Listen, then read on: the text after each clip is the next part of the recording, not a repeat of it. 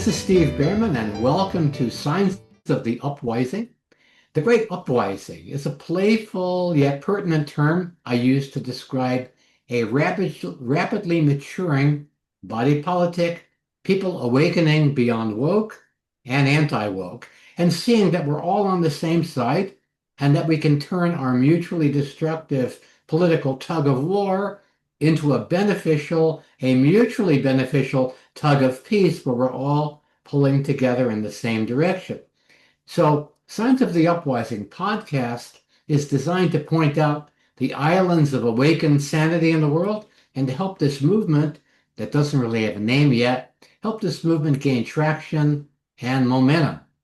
Well, our guest today, Andrew Freeman, will share his work on two topics pretty close to my heart: coherence and education. My first career was teaching, and I helped start a radical and innovative alternative high school in Washington, D.C., called the New Educational Project. Later on, I was involved with a very unique elementary school in Michigan, Upland Hills School, at that time called Upland Hills Farm School, which tells you something about it. And their mission was to practice the true purpose of education, educare, which is to bring forth, in this case, to bring forth the unique gifts and genius of each child. Then there's coherence, and I'd say it's secret sauce, or maybe the sacred sauce, or sacred source. That's going to help us bring all of these well-intentioned projects in the world out there under one big intent: thrival for each and all. So I'm particularly excited to have Andrew Freeman as my guest because Andrew is the founder of Coherence Education. In college, Andrew triple majored in computer science, math, and accounting while playing varsity basketball and tennis. Later on, he got an MBA from Northwestern University. He built a successful tech career with leadership roles at Microsoft, Hewlett-Packard, Netscape, and other startups. Currently, he is scaling this coherence education as a full-time accredited program as a model that he says is going to transform the lives of over 2 million children by 2030, a worthy endeavor. So welcome, Andrew. Hi. Hi, Steve. So good to connect with you. I've indirectly connected with you many times over the years, and it's fun to just tete-a-tete this one. Very good. Well, it's going to be a very interesting conversation. So I want to go back to your goal to transform the lives of 2 million children in less than 5 years. Ambitious goal. So why don't we start by you telling us about coherence education and a bit about how this became your calling. Yeah. Well, thank you so much for asking that question. I always knew I loved teaching. And so part of the reason I got all those majors as an undergraduate is I didn't really know what I wanted to do. So I figured I would like get a big grab bag of stuff and maybe something would work out. But as I was interviewing for different jobs, I had one of these few voice of God moments that I've had in my life where I actually heard a voice say, "You're supposed to transform education for kids." And this is when I was a senior in college. I was like, well, I love the sound of that. And I knew that education needed to be transformed, but I had no idea how I would go about doing that. And for a little while, I thought about becoming a teacher, and I actually got offered a job as a math teacher in a private high school. And I thought I didn't really like learning in a classroom. So why would I want to teach in one? And plus, being part of the system would be hard to really change it. So I decided I would just head off and start a career in technology and just learn as much as I could. And then I always had the intention that I would circle back to teaching. And the years clicked by, and I kept thinking about it every once in a while. I was like, yeah, I don't know quite how I would get going. And then our good friend COVID happened. And at the time I guess Jamie would have been 8 years old, was in second grade. So my kid was hating public school. And so I was already looking for an alternative. And then COVID hit, the online teaching thing wasn't working at all. And we were living in Santa Cruz, California at the time. a local woman started this very amazing institution called Visionary Village, where she basically created it's almost like a speakeasy, because at the time you weren't supposed to gather in person unless you had like 12 layers of plexiglass and you were shrink wrapped or whatever, all the hoops you were supposed to jump through. So we almost had like a secret knock on the door to go into this place where she was holding school. But the thing that really worked about it was she found some talented young teachers, and then a lot of the parents were teaching. And basically, when a parent teaches or an adult teaches who's not a certified teacher, I think the way we think about it is, what do we wish we had learned as kids? So, and it worked really well. All of a sudden, my kid went from just being like this withdrawn kid in the back of the classroom to being fully engaged and creating things. I was like, wow, this is really working. So I got this crazy idea to take this guy Nassim Haramein, this hippy dippy, really wild physicist who I think is absolutely brilliant. And our friend Foster Gamble introduced me to him through his Thrive movie in 2011. And I got super excited about Nassim science, became one of his early delegates. But when we started this school, I was like, I want to teach Nassim science to the kids, because like you can see my little star Yeah, tetrahedrons in the background. yeah. I love his science because it's very hands-on and visual, and you're not talking about string theory with 18 dimensions or whatever. It's like, no, 3 dimensions, and you can build this stuff with your hands. So I approached Nassim and said, hey, can I take your unified science class for adults and create a kids version? And he loved the idea. He said he'd been intending to do that for like 12 years. So he hired me actually as his director of education. And I took his course, created a kids version. A bunch of kids signed up, but also all of the adults who were getting stuck in his adult version class were like, I want to take the kids class. I think that's more my speed. So we had kids from like 6 to 83 years old in this class. Worked really well, kind of the ultimate one-room schoolhouse. And then I just realized, okay, this is it. This is what I've been intending to do my whole life. I've been wanting to transform education. I'm seeing a new way to do this. So um, Nassim had published his latest paper, kind of wanted to move away from teaching to focusing on more kind of getting into academics. I wanted to teach a lot of things besides science. So we parted ways. I started Coherence Education, and we're just finishing up the third year of this school, and it's going really well. We just finishing up our first full-time cohort. We just got our accreditation. So we're like a real school that also teaches things like remote viewing and animal communication, and teaching kids how to see through blindfolds and stuff like that. It's very interesting. My background is in education, and one of your memes is the genius zone. And as I mentioned earlier, I was fortunate enough to have a chance to observe firsthand Upland Hills Farm School, which is a school whose mission it was to bring forth each child's unique genius. Now, Phil Moore, who is director of the school for 50 years, uh, he had two key mentors. One of them was J. Krishnamurti. The other Oh, was Bucky Fuller. wow. And Bucky It's Fuller good called our, company. I know. He got to meet Krishnamurti in England, probably circa 1970. But Bucky actually came and dedicated a building at the school Wow. in 1980. But Bucky called standard education a de-geniusing process. And so in reading some of the stuff on your website and going a little deeper, there was a Landon Jarman so-called genius study that indicated that 98% of preschoolers were considered creative geniuses, right? Yeah. And so they started doing longitudinal testing on the same group of kids.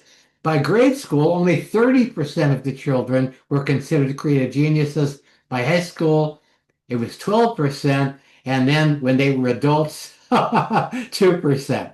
So if the purpose of education is to eliminate geniuses, it's hugely successful. Doing really So, well. so you're in the regeniusing business, as Upland Hills was. So, tell us more about this regeniusing project, And also coherence education. Why do you call it coherence education? How Yeah. does that relate to the genius, Oh, great, bringing out great genius? questions. Actually, I don't think it's re-geniusing because these kids who get into our school are already geniuses. It's almost more like a genius insurance program, so they can hang on to it.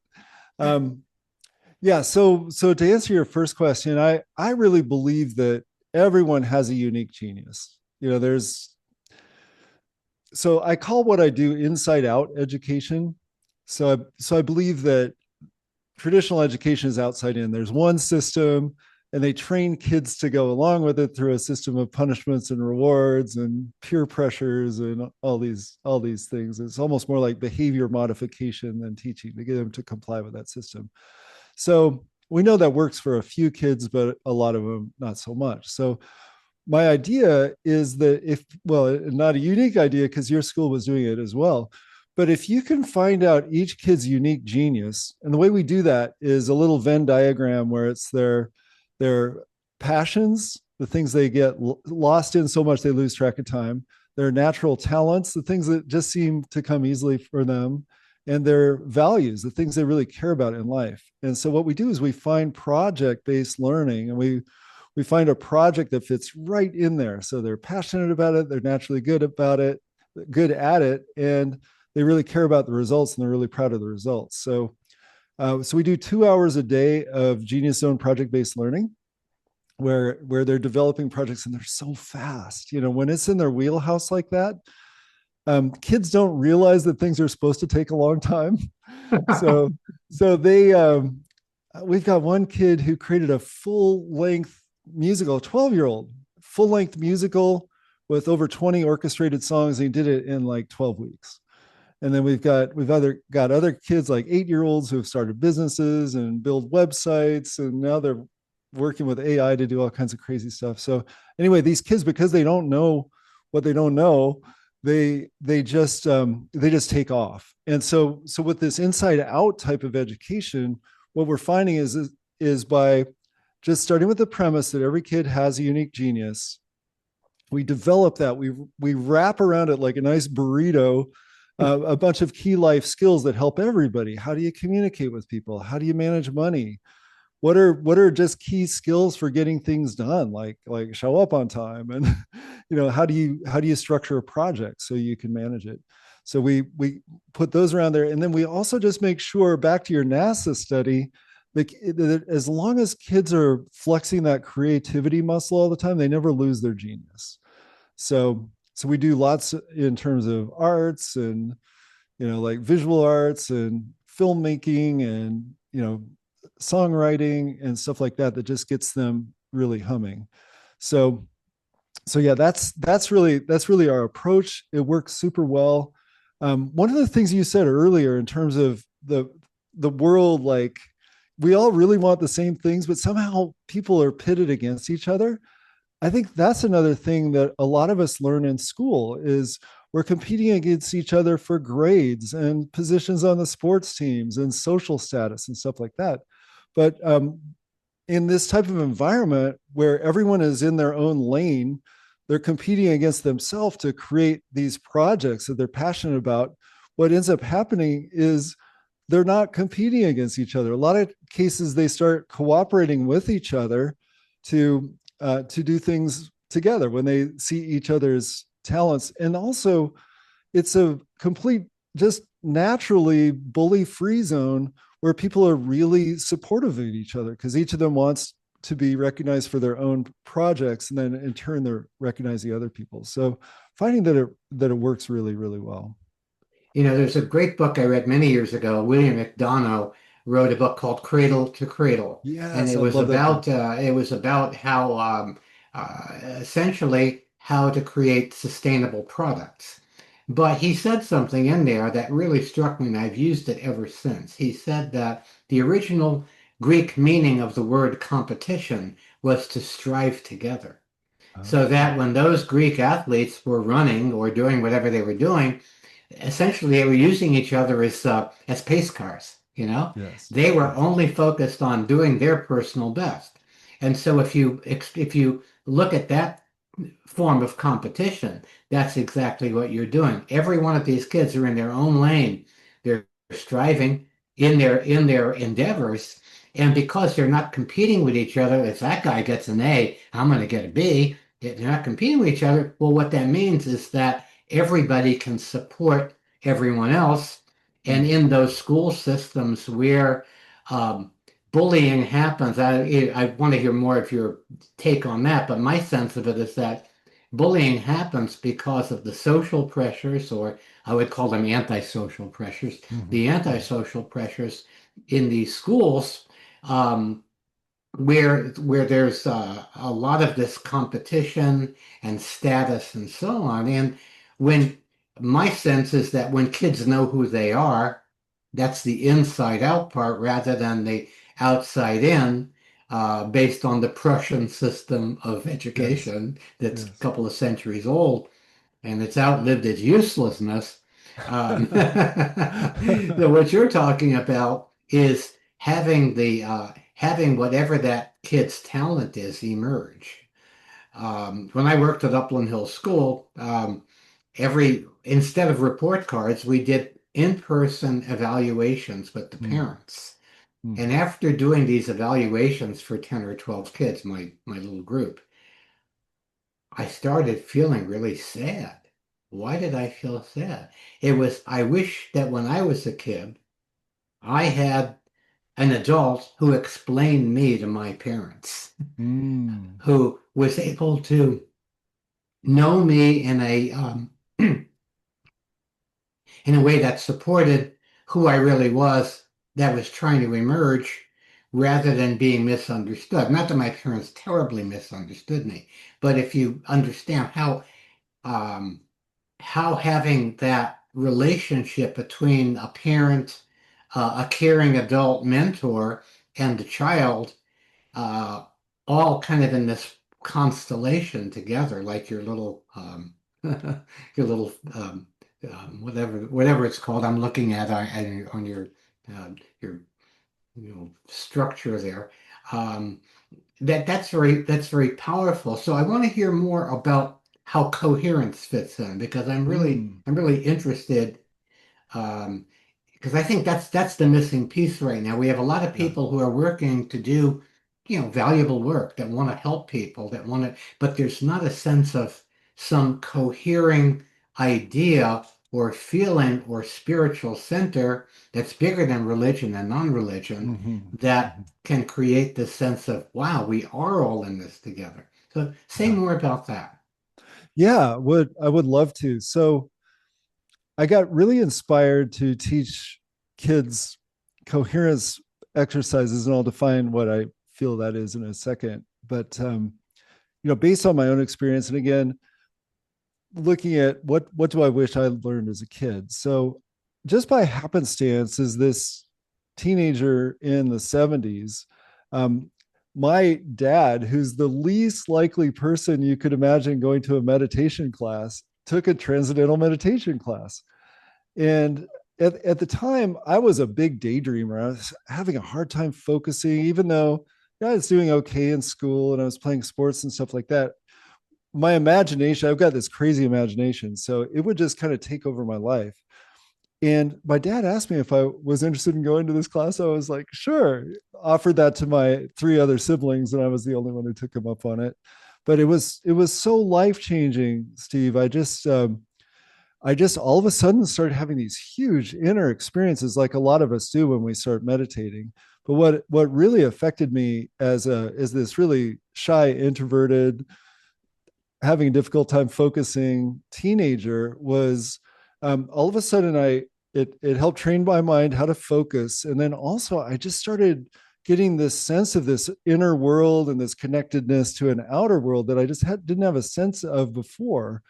And it was so, you know the outward symptoms is my grades improved and I did much better at sports, but just getting that bigger sense of self led to more confidence, ability to talk to people, things that I was really having a hard time doing. So I just realized that this inner journey is usually skipped for kids. It's sort of like, like, well, when you're an adult, you can take a meditation class. I'm like, why do you want to wait so long? They don't do that in India or Tibet, or Nepal. They get them meditating early.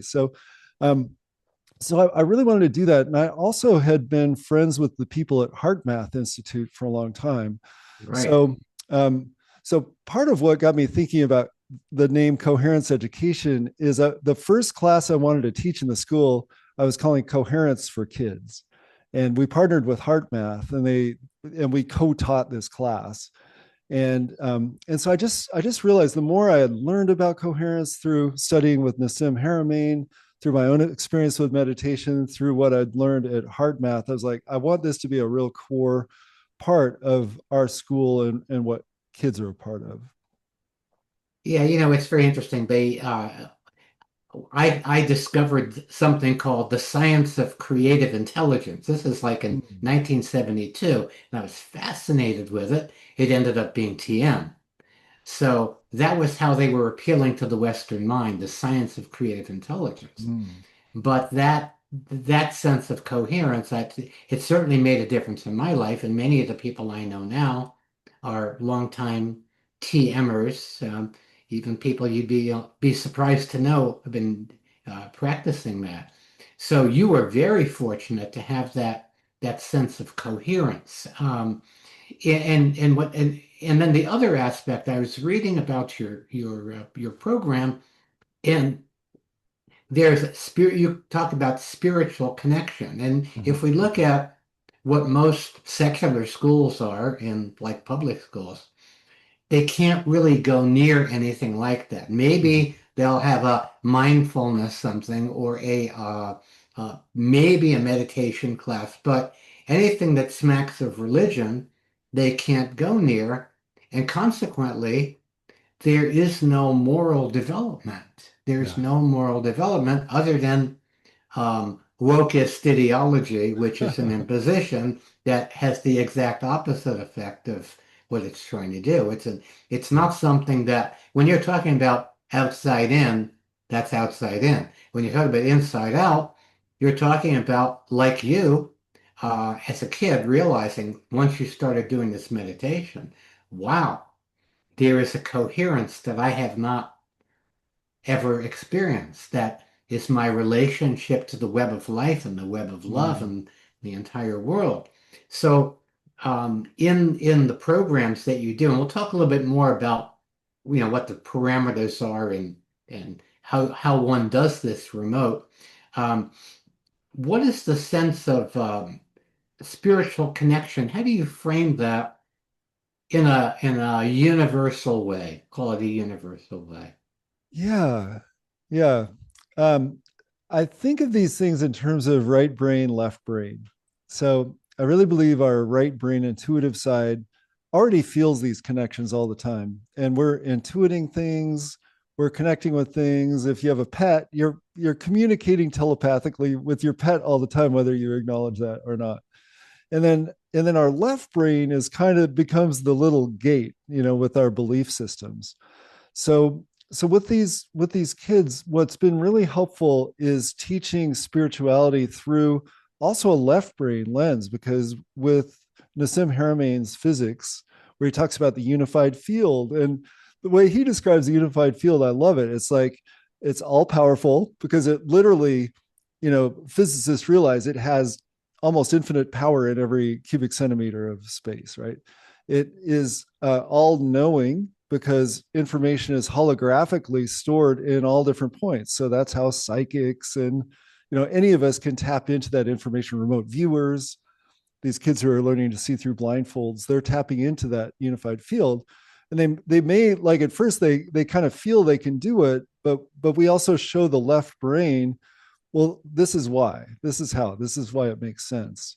And also with Heart Math, what's really great too is Heart Math has developed these techniques in such a way where they do explain it through the left brain, through all of their scientific research and all that. So I find, like, as long as we present it in a way that makes sense and is logical and that sort of thing, the parents can digest it, and then the kids, it just reinforces what they already know. They get a logical belief system to go with their intuitive belief system.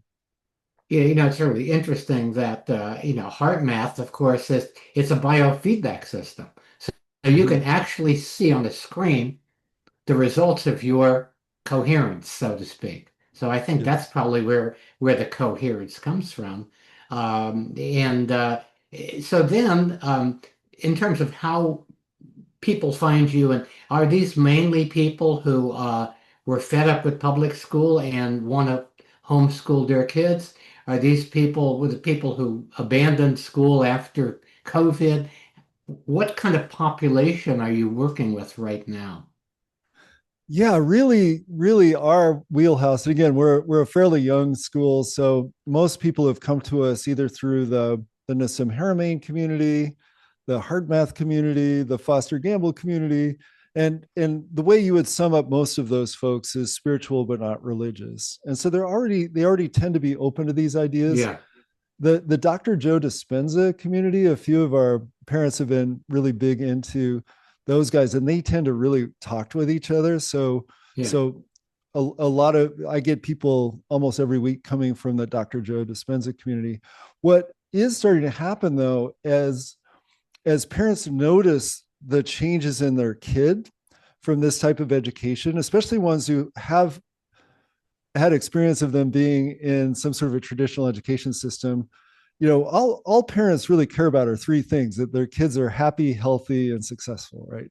And so that when they see them really thriving in our program, I'm starting to see it kind of break out of that little bubble that we're in of the spiritual but not religious community to just other people who just want well-being for their kid. So I'm starting to see it's like kind of like in music where there'd be the jazz artists who would cross over into pop or whatever. I'm starting to cross over into the pop community.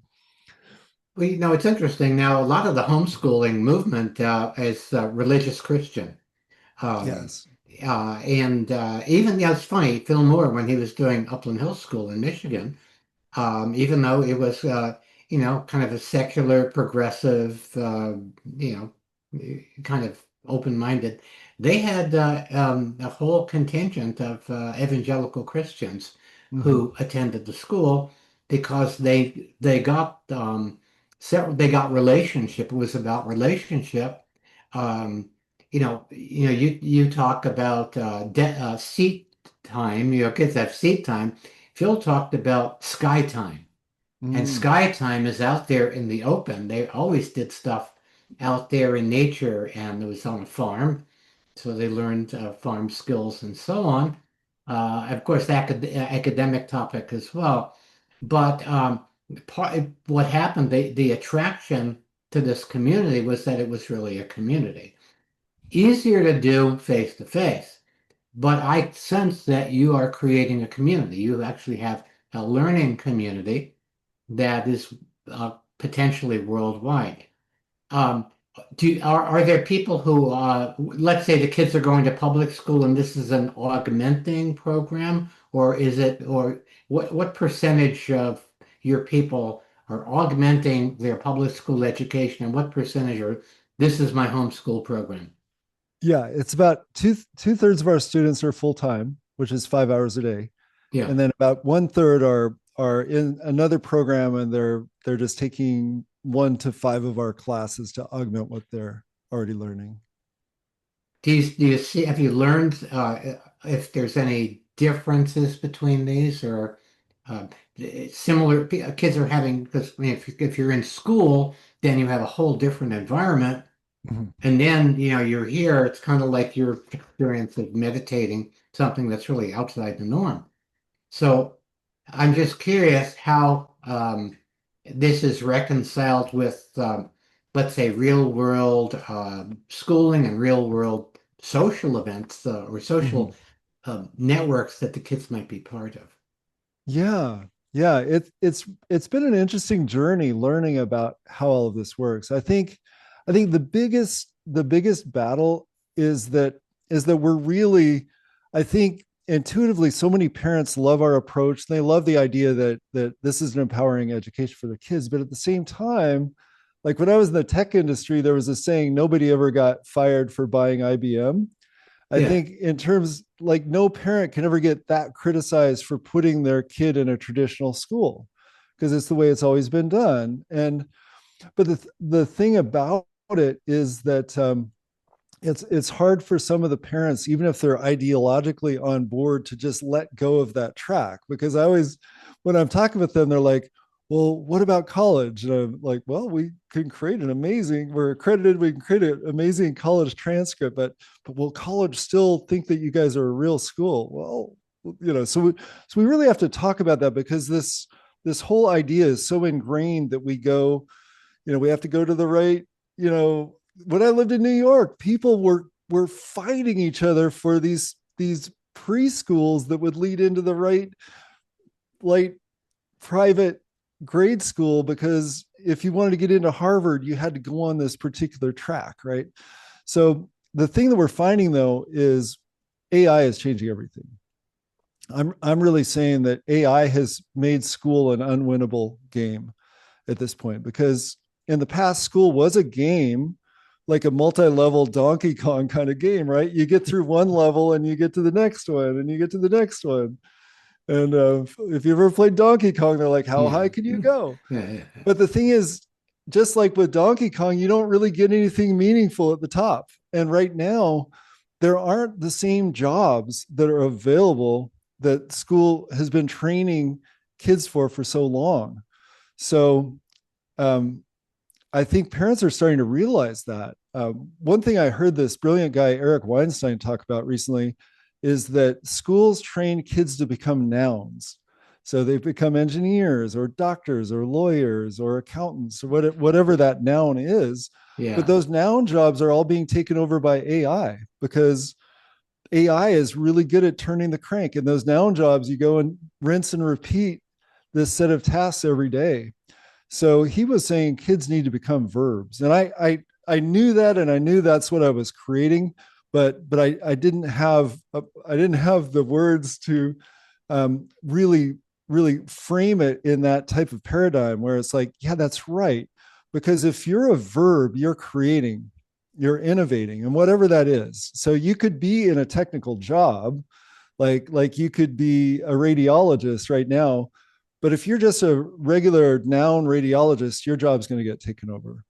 But if you're a verb and you're pushing the state of the art along and you're innovating and you're doing something different, you'll be fine, because you're living in the future and AI can only live really in the past because it's working on past information. So I guess what I'm trying to say is that that it's a double whammy having kids in mainstream schools, because like worst cases, they go through all of that time, all of that money, parents pay a ton of money, kids take on a ton of student debt, and then there's no job on the other side. And not only that, but they've become that NASA statistic where they've been degeniused along the route, right? So they get out of school, they're in debt, they can't get a job, and they've lost their ability to innovate and really know who they are.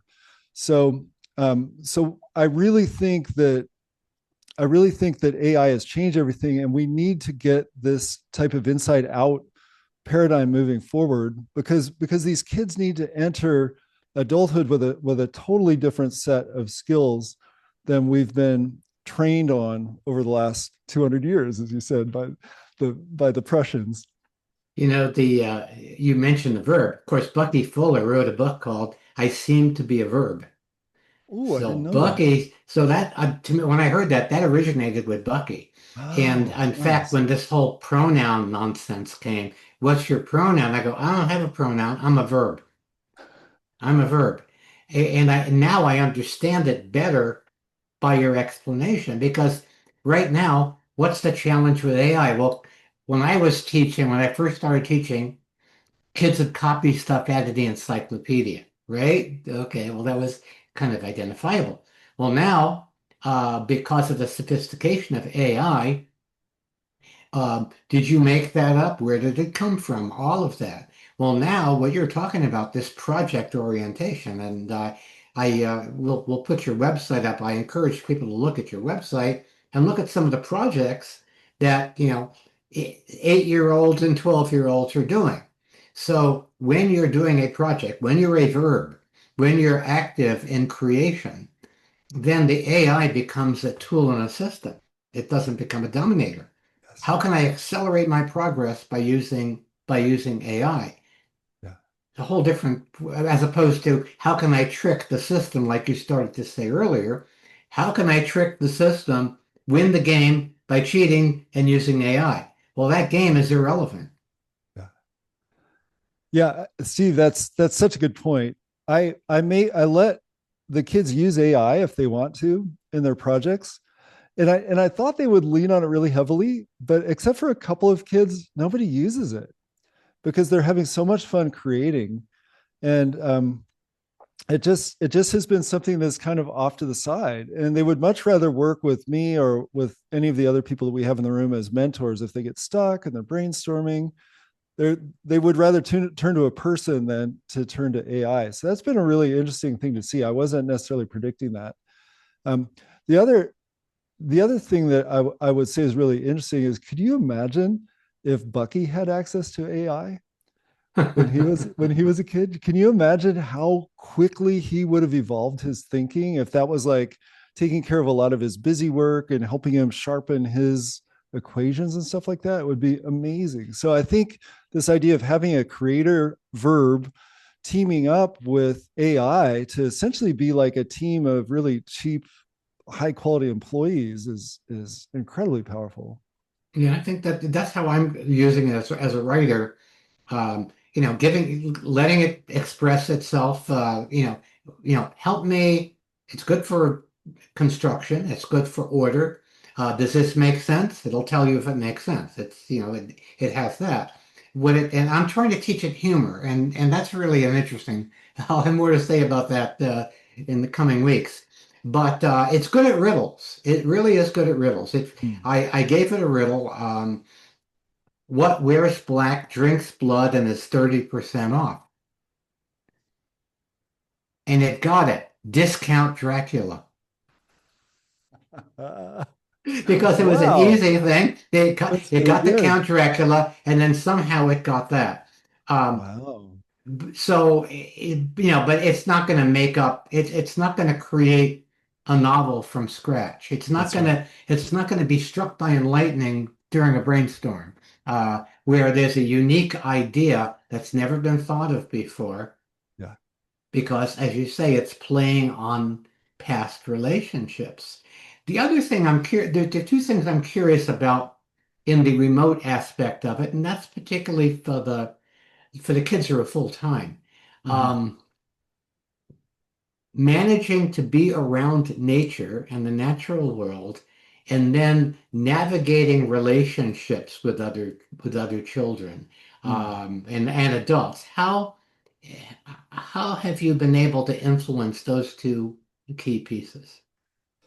Yeah, that has also been a real surprise watching how all of this is unfolded too. So I went into this also just like most parents are worried. Okay, it's an online school. That means a lot of screen time and no relationship. So how are my kids going to get socialized? What I didn't realize is yes, there's definitely screen time for the most part, but what is happening is these kids are becoming such good friends with each other online. And I'm creating space for that to happen. So I've got a community site where kids can create clubs. So there's a chess club and a crystal club and a dragon club and an arts and crafts club where they'll get together and they'll, while they're doing whatever it is, they're talking and getting to know each other. Where I would say that it's different than most interactions for public school kids is, first of all, again, there's no component of competition. They're all just super sweet with each other. It's so amazing. And the other thing is we've got kids in Ecuador and New Zealand and Poland and Portugal and all over the US and Canada. And so these guys are not only making friends, but they're really learning about the world at the same time. the other thing that we've been doing is really focusing on teaching them conscious communication as well. And so, so kids a lot of times um, tend to be better communicators than their parents, but not necessarily a lot better. So if the parents are like, well, you said this, the kids kind of learn that as well. But then, just learning some basic nonviolent communication techniques that we've been teaching the kids, like how to actively listen, how to express feelings and needs and stuff like that. And they pick it up so fast, and then they use it with each other, and they're just forming amazing friendships. I'm just delighted every day. And then and last piece of that is a lot of these homeschool kids and world school kids who are in our program feel kind of isolated. And so they're hungry for this connection. And even though it's online, it's still working really well. The biggest component that I want to figure out is that nature integration, because a lot of these kids are maybe in urban environments where it's difficult for them to connect, or it's just not easy for them to go tromp around outside. So how do we still make that all work? So I'm teaching a permaculture class where they're learning natural systems and gardening, so they're at least getting their hands in the dirt and stuff like that. But we're really looking to hopefully integrate way more in terms of bringing in outside teachers who can really teach them how to get out, how to track, how to have survival skills, those things that will really connect them with that outside world. How do But you that's how do you teach the permaculture remote? How do you do that? yeah. I've got this amazing permaculture teacher who's based in South Africa, and so she teaches these systems at the same time. There's a project based component to every class that we have.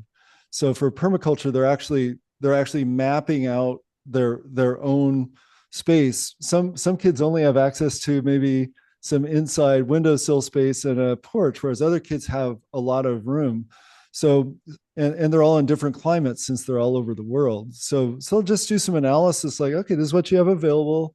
This is your season right now. This is where the sun is. Let's figure out a map for how you're gonna grow food, and then they get it planted and they grow food. So which and kids are incredibly feel incredibly proud when they do something like that. They grow their own food or learn how to cook their own food or just do these basic things around life that a lot of times gets usurped from them by the parents who are like, well, I'll just do that for you. So It's interesting. The first alternative high school that I helped start in DC, those kids were ahead of the curve. They had outgrown school. That oh was why they were bored. They were ahead of the game. They were mm, already advanced and they were bored and using drugs and all that. So every one of our kids, it was a pioneering school. They all got into whatever college they applied to, even though we were not accredited, none of that, wow, because they nice. were, they were highly competent. So then after working at Upland Hill School, working with their oldest group, my girlfriend at that time was teaching there. She's teaching the youngest group there. And so it became clear that, maybe we need a high school for the kids who are graduating from Upland Hill School. So Mm. this is now, it's more than 50 years ago. It's in the early 70s. In the 5 year period or 6 year or 7 year period from when I worked at the school in DC and the one that we started in the Detroit suburbs, the shocking thing to me was how few of these kids had ever mastered anything. Oh You know what I mean? yeah. Never mastered anything. And one was very highly competent and he was, whatever he touched, he fixed things and all of that. But so many of these other kids were so subject to not just the outside in education, but the outside in culture. That's the other aspect of it. The culture is imposed upon you, and then you're vying inside this culture, and you don't ever get to experience mastery. And Yeah. so what you're talking about, when these kids are doing their own project and complete a musical in 12 weeks or start a business where you're making jewelry or any of these things that they're doing, that feeling of mastery in a way makes them impervious to bullying or anything like Mm, that. mm. They've already proven themselves. It's more of not even beyond self-esteem. It's much more, what Maxwell Maltz would call self-image. So Yes. their self-image is based on their own track record and accomplishments, and it's not like somebody making them feel good. Well, you tried, and all of that lame ass kind of stuff. So I think that you're helping kids achieve mastery, and that creates this ongoing sense of I can do it, whatever it Yeah. is. Thank you, Steve. One way that I language what I think you're saying is that there's a internal referencing or an external referencing. And so as these kids really get to know themselves and they're creating from this place and they get to know their genius, they become internally referenced. So just like you said, they're not looking for external validation or like, well, if I could only be like the president of this club or get this grade point average, then I'll be okay. So yeah, I think what you say is extremely powerful. The other thing too is we all have a unique genius, but if we don't develop it, it fades. So we all know people. Like I remember being in a kitchen cooking with somebody one time, and the radio was playing, and she had the most amazing voice. She could just harmonize seamlessly with this person. I'm like, oh my gosh, I didn't know you could sing like that. Oh well, it's just something I could do. And but I think probably early on she was told, oh, there's no future in music, do something else. And I forget the job that she had at the time, but it was way not musically oriented. But just imagine like if she had really mastered her musical abilities and her voice as a kid, who knows what that could have become. Yep. Well, we got a few more minutes left. I want you to talk a little bit about, first of all, I really appreciate your presence and your enthusiasm about this because that's a magnet. So Mm. we're looking at how this is going to actually scale. I'm sure that, you're not like, I want to have a monopoly in education. You probably are. I'd love to see these seed projects sprout up all over the place. How do you see your project scaling? What does the next 4 years look like, and how that might happen?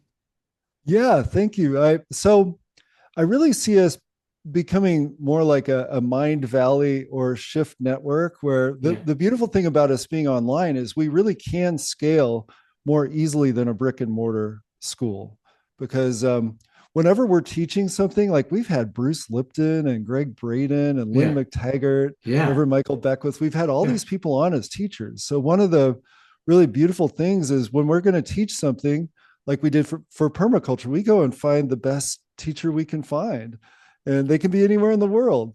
So as we build out this online calendar of classes, we can scale that way. The other thing that we're just now starting to do is partner with different people in different locations to create micro schools. Yeah. So we can train them on what we're doing. It's really a best of both worlds thing, because then they can do their nature integration. Kids can do exercises, face to face, but we can still keep beaming in this content, and we can still keep being the crucible where we test these concepts and kind of teach the best practices. So it'll probably be about it. We're soft launching a couple of these schools this next year.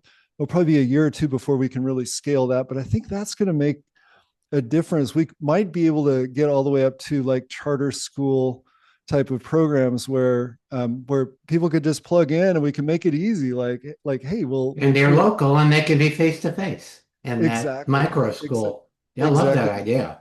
and they That's could the be part of best our of all worlds. accreditation, use our Yeah. systems, the things that are tough for schools. So that's part of it. And then I'm writing a book too called Inside Out Education. So if I just want to help kids. If it's through our organization, fantastic. If I can help teach other people how to do the things that we're doing, that's great as well. So um, that's that's the vision, and somehow it just keeps unfolding. We just keep getting parents showing up and people who are donating money to us, and people who are providing expertise in different ways, people inviting me onto podcasts to help get the word out. So, Yeah. so yeah, it seems like the universe really wants this to happen.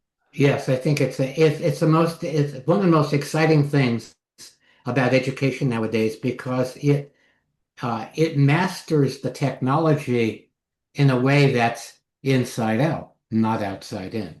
It's not like, okay, because obviously if you get the great experts teaching, that's outside in a certain regard.